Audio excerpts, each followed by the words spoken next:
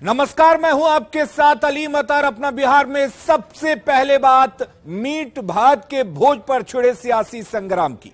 14 मई को मुंगेर में जेडीयू अध्यक्ष ललन सिंह ने मीट भात के भोज का आयोजन किया था। उस भोज पर सियासी संग्राम थमने का नाम नहीं ले रहा है। भोज पर शुरू हुआ सियासी संग्राम कानूनी लड़ाई का रूप अख्तियार कर चुका है। बीजेपी प्रदेश अध्यक्ष सम्राट चौधरी ने भोज में शराब परोसने का आरोप लगाया था, जिसके बाद जेडीयू ने सम्राट चौधरी को कानूनी नोटिस भेज दिया और 15 दिनों के भीतर आरोपों के जवाब में सबूत पेश करने को कहा और ऐसा नहीं करने पर कानूनी कार्रवाई की चेतावनी दी। इतना ही नहीं, जेडीयू के प्रदेश सचिव संतोष सैनी ने तो सम्राट चौधरी पर केस तक दर्ज करा दिया। उनके खिलाफ आईपीसी की धारा 504, 505 के तहत मामला दर्ज कराया गया है। मामले की सुनवाई 22 मई को होगी। वहीं जेडीयू के नोटिस पर सम्राट चौधरी ने भी बेहद तल्ख टिप्पणी की है। सम्राट चौधरी ने कहा है कि बहुत जल्द वो जेडीयू के उन नेताओं की सूची जारी करेंगे जिनका संबंध शराब कारोबारियों से है। यानी मीट भात के भोज पर सियासी संग्राम अपने चरम पर है और दोनों ओर से बयानबाजी जारी है। हमारी पार्टी के जिला अध्यक्ष नचिकेता मंडल ने, चूंकि पिछड़े और दलित, अगर उनको माननीय सांसद ललन बाबू ने सम्मान दिया तो उसकी सार्वजनिक आलोचना और ऐसे मंतव्य जो दोषपूर्ण थे तो कानून का जकड़न गर्दन तक जाएगा। जो नोटिस दिया है उनसे जाके पूछिएगा, नोटिस उन्होंने दिया है।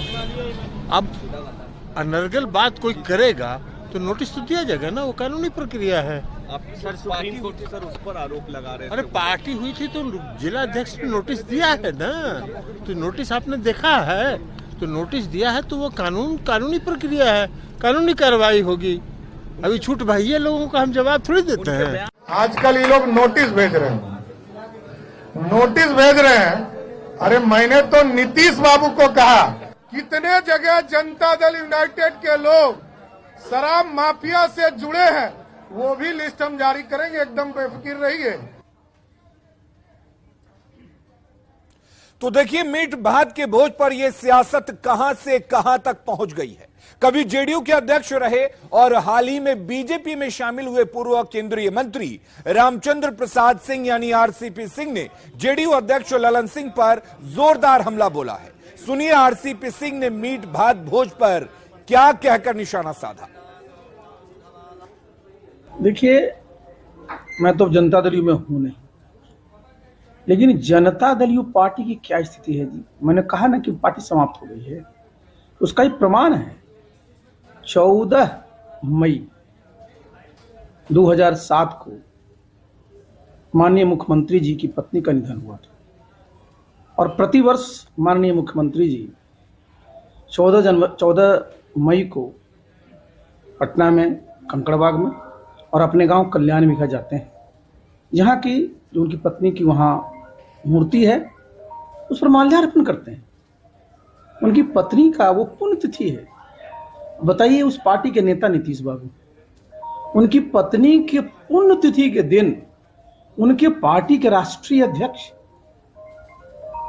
मांस भात का भोज दे रहे हैं।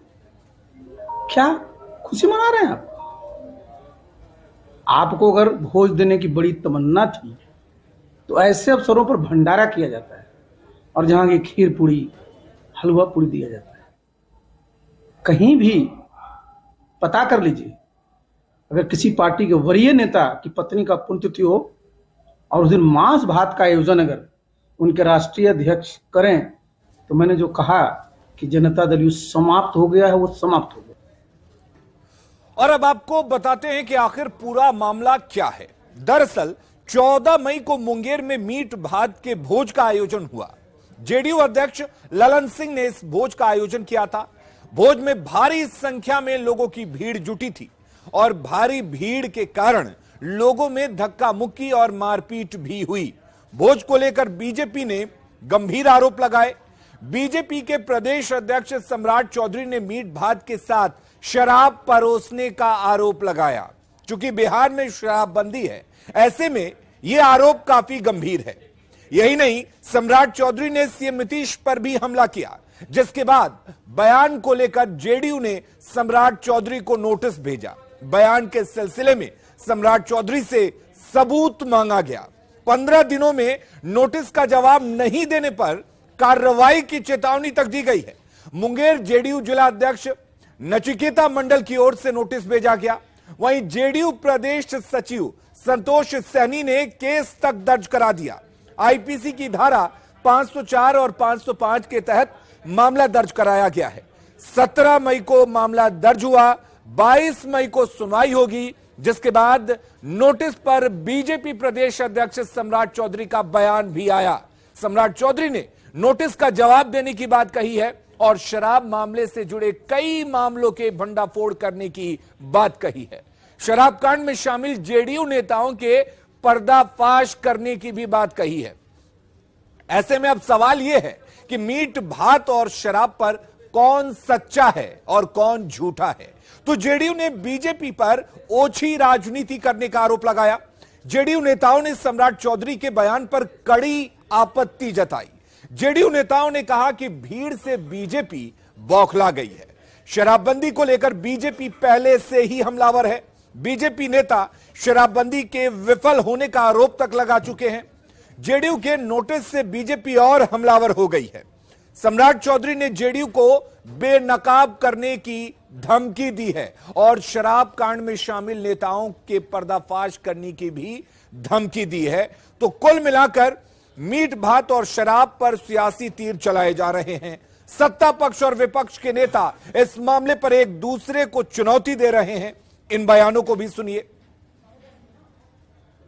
जिस तरह से बीजेपी इस पे टिप्पणी कर रही है, मुझे तो हंसी आ रही है कि क्या बीजेपी नेताओं के पास कुछ नहीं बचा। जब सरकार में थे तो जन कल्याण योजनाओं का काम किया नहीं, और जब सरकार और सरकार के लोग बिहार की तरक्की के लिए काम कर रहे हैं तो उन्हें कोई मुद्दा नहीं मिल रहा है, तो मुद्दा से भटकाने के लिए इस तरह की टिप्पणियां कर रही हैं। यहाँ पे कौन सच्चा कौन झूठा बोलना मुश्किल है, क्योंकि दोनों ही झूठे हैं। एक अपने स्टेट को बेवकूफ बना रहे हैं, अपने लोगों को बेवकूफ बना रहे हैं शराबबंदी के नाम पर, जबकि शराब खुलेआम बिक रहे, माफिया भी आराम से पल रहे हैं। और दूसरा, मीट भात के नाम पर लोगों को और ज्यादा क्या कहते हैं, एक सियासी माहौल क्रिएट करने की कोशिश करते हैं। जबकि नीतीश कुमार जी की पत्नी का पुण्यतिथि है और जिस वक्त बाबा राज्य पे आके एक अलग सा एक माहौल 5 दिनों के लिए क्रिएट करते हैं। और सबसे बड़ी बात है कि जब मांसाहारी भोजन की व्यवस्था हो तो भाजपा नेताओं के मुंह से लात टपकने लगता है। असल कारण यह है क्योंकि सबसे ज्यादा बीफ का निर्यातक जो कंपनियां हैं उसके मालिक भाजपा से जुड़ा हुआ है। जनता दल यूनाइटेड के नेता यह दावा कर रहे हैं कि 50,000 लोगों ने मीट भात खाया है। भाई 50,000 लोगों ने अगर मीट भात खाया है तो इतना मीट कहां से आया, किस कसाई खाने से आया, यह भी तो बताना चाहिए। रही बात जहां तक शराब परोसे जाने की, तो बिहार का बच्चा यह जानता है कि बिहार में शराब की होम डिलीवरी